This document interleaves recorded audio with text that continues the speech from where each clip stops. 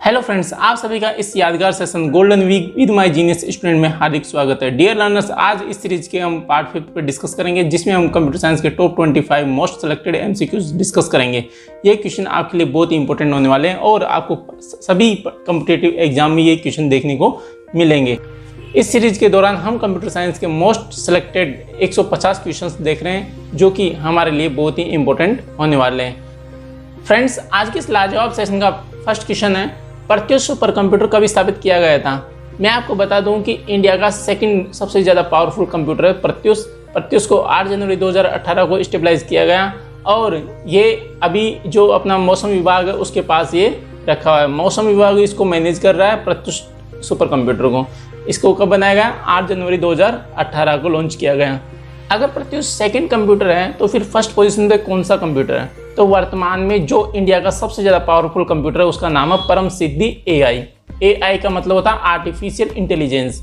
तो अभी जो वर्तमान में जो इंडिया का सबसे ज़्यादा पावरफुल जो सुपर कंप्यूटर है उसका नाम क्या है? परम सिद्धि एआई। तो आपको ये भी याद रखना है कि इंडिया का भी जो सबसे ज़्यादा पावरफुल जो सुपर कंप्यूटर है उसका नाम क्या है? परम सिद्धि एआई।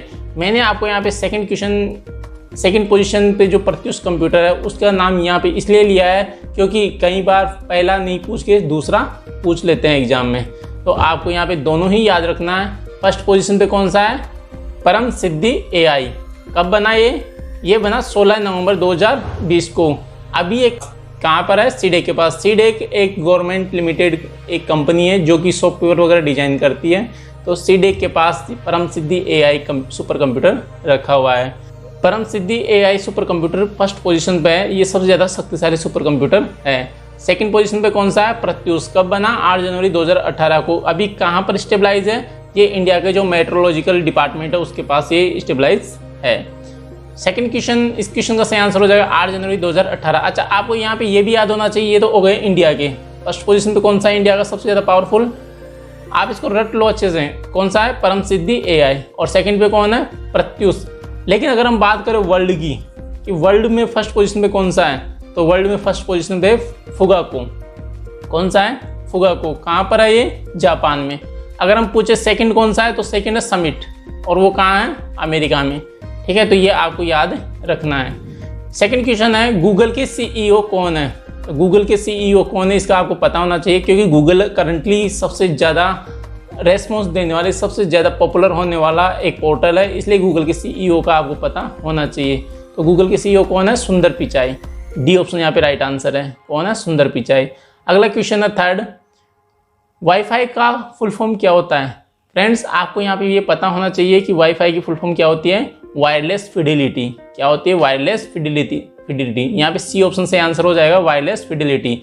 आपको यहाँ पे ये भी पता होना चाहिए कि वाईफाई कब बना और किसने बनाया। तो वाईफाई को 1997 में विक हैस नाम के एक साइंटिस्ट थे, उन्होंने इसको बनाया। कौन थे? विक हैस नाम के एक साइंटिस्ट थे जिन्होंने 1997 में वाईफाई को बनाया। तो यहाँ पे आपको पता होना चाहिए। ठीक है, अगला क्वेश्चन है फोर्थ, विश्व का सबसे शक्तिशाली सुपर कंप्यूटर कौन सा है? अभी मैंने आपको बताया कि विश्व का सबसे ज़्यादा शक्तिशाली कंप्यूटर कौन सा है? फुगाको। कहाँ पर है ये? जापान के अंदर। अगर सेकंड कंप्यूटर की बात करें तो कौन सा है? समिट। अब बात करें अगर इंडिया की सबसे ज़्यादा शक्तिशाली कंप्यूटर कौन सा है? परम सिद्धि एआई। और सेकंड पोजीशन पे कौन सा है? प्रत्युष। आपको ये याद होना चाहिए। तो इस क्वेश्चन का सही आंसर हो जाएगा बी, फुगाको, जापान में। अगला क्वेश्चन है फिफ्थ, बिट का संक्षिप्त रूप क्या है? बिट की फुल फॉर्म होती है बाइनरी डिजिट। क्या फुल फॉर्म होती है बिट की? Full form binary digit. ये आपको अच्छे से याद होना चाहिए।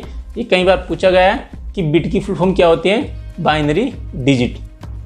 यहाँ पर एक फुल फॉर्म आपको और पता होनी चाहिए, आस्की की फुल फॉर्म क्या होती है? तो आस्की की फुल फॉर्म होती है American standard code for information interchange. ये भी आपको याद होना चाहिए। तो फिफ्थ क्वेश्चन का सही आंसर हो जाएगा A option, binary digit. Sixth question है, पेंट सॉफ्टवेयर में रबर की साइज बढ़ाने के लिए कौन सी शॉर्टकट की काम में लेते हैं? अगर हमें माई पेंट सॉफ्टवेयर में अगर हम काम कर रहे हैं और हमें अगर हमारा जो इरेजर है, रबर है, उसकी अगर साइज इंक्रीज करनी है तो हम कौन सी शॉर्टकट की यूज़ करेंगे? Control plus. कौन सी शॉर्टकट की यूज़ करेंगे? Control plus. अगर साइज घटानी है तो कौन सी शॉर्टकट की यूज़ करेंगे? Control minus. तो यहाँ पे सिक्स्थ क्वेश्चन का सही आंसर हो जाएगा बी ऑप्शन, कंट्रोल प्लस। अगला क्वेश्चन है 7, माई स्कूल शब्द को लिखने के लिए कितने बिट कंप्यूटर मेमोरी की आवश्यकता होगी? अगर आपको कंप्यूटर के अंदर टेक्स्ट डॉक्यूमेंट में या वर्ड डॉक्यूमेंट में अगर आपको माई स्कूल लिखना है या फिर आपको अपना नाम लिखना है तो ये आपको कितनी मेमोरी की यहाँ पे रिक्वायरमेंट होगी। तो मैं आपको बता दूं कि एक कैरेक्टर लिखने के लिए हमें 8 बिट मेमोरी की रिक्वायरमेंट होती है। एक कैरेक्टर लिखने के लिए हमें कितनी मेमोरी चाहिए? 8 बिट मेमोरी। तो यहाँ पे आप काउंट कर लो माई स्कूल में कितने कैरेक्टर आ रहे हैं टोटल। तो माई में एम, वाई और स्पेस भी काउंट होगा तो 3 हो गए, एस में 4, सी 5, एच डबल ओ एल। इस तरीके से हमें यहाँ पे कुल कितनी कैरेक्टर काउंटिंग हो रही है यहाँ पे, एक बार आप ठीक से काउंट कर लो। 2 कैरेक्टर हो गए माई और स्कूल में हो गए 6 और 2 8 और 1 हो गया स्पेस। तो कुल यहाँ पे कितने कैरेक्टर हो गए? 9। स्पेस को भी काउंट करना है, कितने हो गए? 9। अब अगर एक कैरेक्टर लिखने में 8 बिट मेमोरी वेस्ट होती है तो 9 कैरेक्टर लिखने में कितनी मेमोरी वेस्ट होगी? 72 बिट। कितनी मेमोरी वेस्ट होगी? 72 बिट। तो यहाँ पे बी ऑप्शन राइट आंसर हो जाएगा। कितना हो जाएगा? 72 बिट।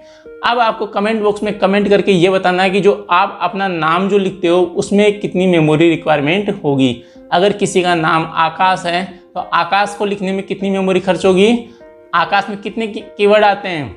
आकाश में 6 कीवर्ड आते हैं तो 48 बिट। तो आपको इस तरीके से इसको अच्छे से लर्न करके आप कमेंट बॉक्स में अपना नाम बताना है कि आपका नाम क्या है और आपके नाम में कितनी मेमोरी रिक्वायरमेंट होती है। ठीक है, अगला क्वेश्चन है 8। वर्तमान में भारत के सूचना प्रौद्योगिकी मंत्री कौन है? अभी अगर वर्तमान में हम बात करें तो वर्तमान में हमारे प्रधानमंत्री कौन है? नरेंद्र मोदी। और अभी वर्तमान में जो सूचना प्रौद्योगिकी मंत्रालय है वो किसके पास है? अनुराग सिंह ठाकुर के पास। किसके पास है? अनुराग सिंह ठाकुर के पास। तो इस क्वेश्चन का सही आंसर हो जाएगा डी ऑप्शन। स्टूडेंट्स, आपको ये भी पता होना चाहिए कि इससे पहले किसके पास था? रविशंकर प्रसाद के पास। इससे पहले आईटी डिपार्टमेंट किसके पास था? रविशंकर प्रसाद के पास। और करंटली किसके पास है? अनुराग सिंह ठाकुर के पास। तो यहाँ पे डी ऑप्शन राइट आंसर हो जाएगा। क्वेश्चन नंबर 9 है, एक कीबोर्ड पर कितने एंटर बटन होते हैं? तो आपने सभी ने कीबोर्ड देखा होगा। एक कीबोर्ड पर कितने एंटर बटन होते हैं? 2 एंटर बटन होते हैं। जो एक स्टैंडर्ड कीबोर्ड होता है उसमें 2 एंटर बटन होते हैं। शिफ्ट के भी 2 ही बटन होते हैं, कंट्रोल के भी 2 ही बटन होते हैं, एल्ट के भी 2 ही बटन होते हैं। लेकिन यहाँ पे आपको ये याद रखना है कि ESC के कितने बटन होते हैं? ESC, टैब और कैप्स लॉक, इन तीनों के एक एक बटन होते हैं। ठीक है, ये बात आपको याद होनी चाहिए। तो यहाँ पे 9 क्वेश्चन का सही आंसर हो जाएगा 2, बी ऑप्शन राइट आंसर है। अगला क्वेश्चन है 10, कंप्यूटर मेमोरी में MB का फुल फॉर्म क्या होता है? तो MB की फुल फॉर्म होती है मेगाबाइट, KB की फुल फॉर्म होती है किलोबाइट, GB की फुल फॉर्म होती है गीगाबाइट, TB की फुल फॉर्म होती है टेराबाइट। तो यहाँ पे MB की पूछा गया है तो MB की फुल फॉर्म क्या होगी? मेगाबाइट। यहाँ पे ए ऑप्शन राइट आंसर हो जाएगा। अगला क्वेश्चन है 11, जीमेल ID कितने भागों में विभाजित होती है? तो फ्रेंड्स, आपको यहाँ पे दोनों ही बातें ध्यान होनी चाहिए। एक तो जीमेल में जी की फुल फॉर्म क्या होती है ये भी आपको याद होना चाहिए। तो जीमेल में जो जी कीवर्ड है इसकी फुल फॉर्म होती है गूगल। क्या होती है? Google mail. ठीक है, अब हम ये यहाँ पे इस क्वेश्चन में ये पूछा गया कि जो जीमेल ID हम लिखते हैं वो कितने भागों में सेपरेट की जाती है? तो हमारी जो जीमेल ID होती है वो 3 भागों में सेपरेट होती है।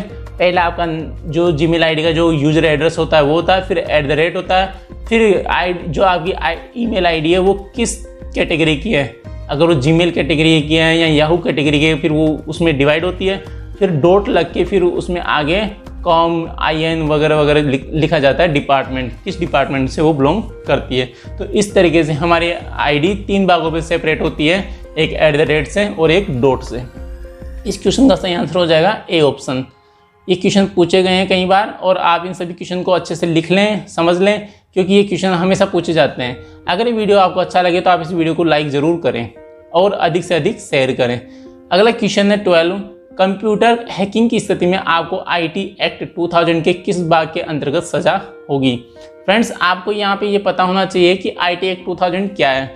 एक्चुअली जो भी साइबर क्राइम होता है उसको सिक्योर करने के लिए IT एक्ट 2000 लॉन्च किया गया। ये लॉन्च कब किया गया? 17 अक्टूबर 2000 को। 17 अक्टूबर 2000 को 17 अक्टूबर 2000 को IT एक्ट बनाया गया। IT एक्ट क्यों बनाया गया? साइबर क्राइम को रोकने के लिए। आपको पता है हमारे चैनल का नाम क्या है? Cyber study.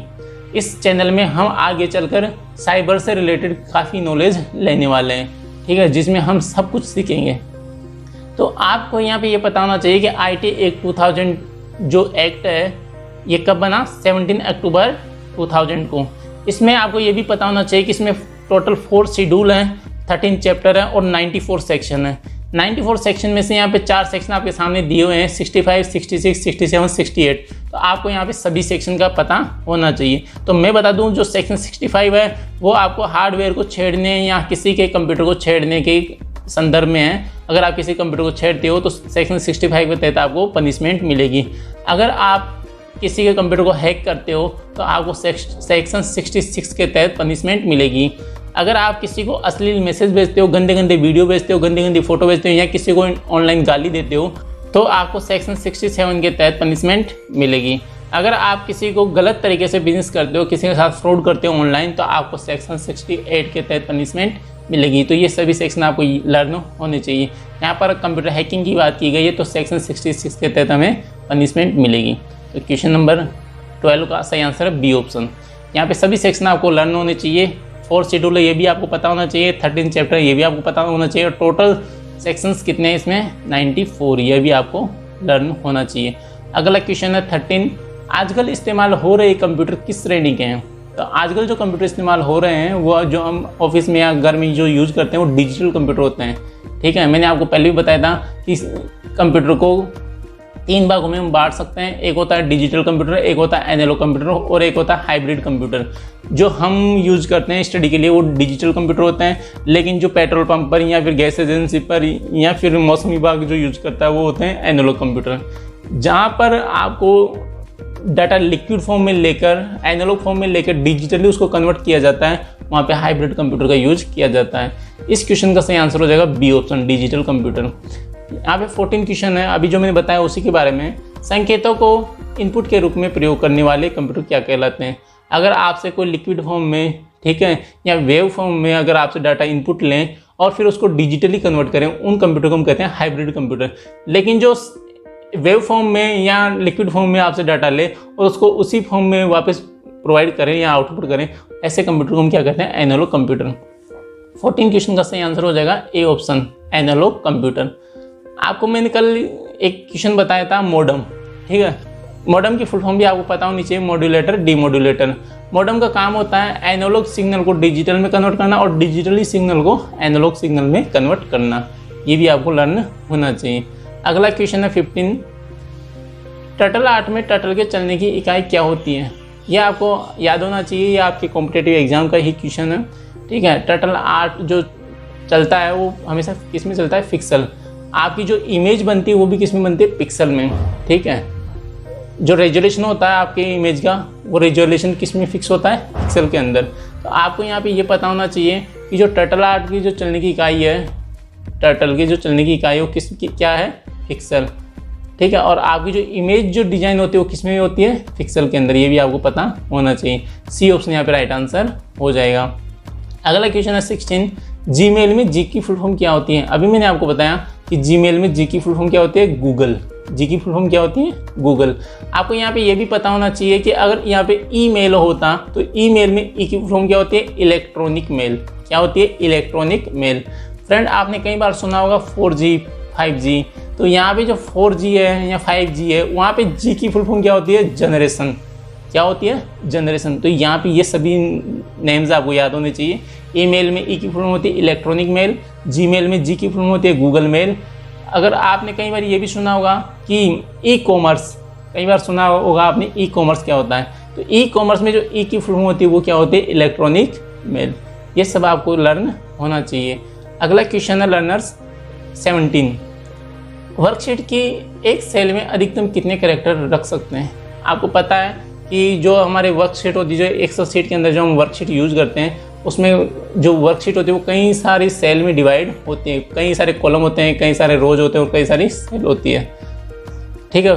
टोटल अगर मैं आपको बात कहूँ कि टोटल कॉलम कितने होते हैं, तो टोटल कॉलम होते हैं एक वर्कशीट में 16,384। अगर मैं रोज़ की बात करूँ कितनी रोज़ होती है, तो 10,48,576 रोज़ होती है। अब अगर एक सेल की बात करें तो एक सेल में हम जो कीवर्ड लिखते हैं वो कितने लिख सकते हैं? मैक्सिमम 255। कितने लिख सकते हैं? 255। यहाँ पे बी ऑप्शन राइट आंसर हो जाएगा। अगला क्वेश्चन है 18, सूचना प्रौद्योगिकी अधिनियम 2000 को कितनी अनुसूचियों में बांटा गया है? कितने शेड्यूल में बांटा गया है? अभी मैंने आपको बताया कितने शेड्यूल में बांटा गया है इसको? 4 शेड्यूल में। तो यहाँ पे सी ऑप्शन राइट आंसर हो जाएगा। आपको ये भी पता होना चाहिए कि सूचना प्रौद्योगिकी अधिनियम कब आया, 17 अक्टूबर 2000 को। कब आया, 17 अक्टूबर 2000 को।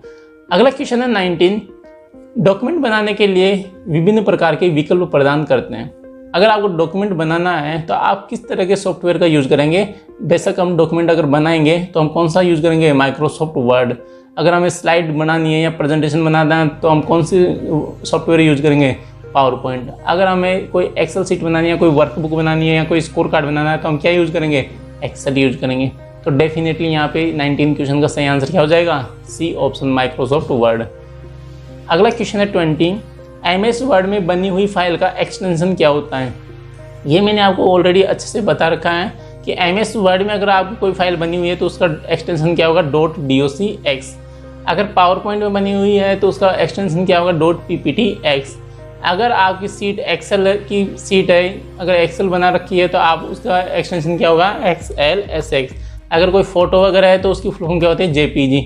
यहाँ पे बहुत ही अच्छा क्वेश्चन है जो कि अभी पूछा ही गया था किसी एग्जाम में कि JPG की फुल फॉर्म क्या होती है। तो JPG की फुल फॉर्म होती है joint photographic experts group. JPG की फुल फॉर्म क्या होती है, जॉइंट फोटोग्राफिक एक्सपर्ट्स ग्रुप। ठीक है फ्रेंड्स, तो ये क्वेश्चन भी आपको याद रखना है। इस क्वेश्चन का राइट आंसर हो जाएगा .docx।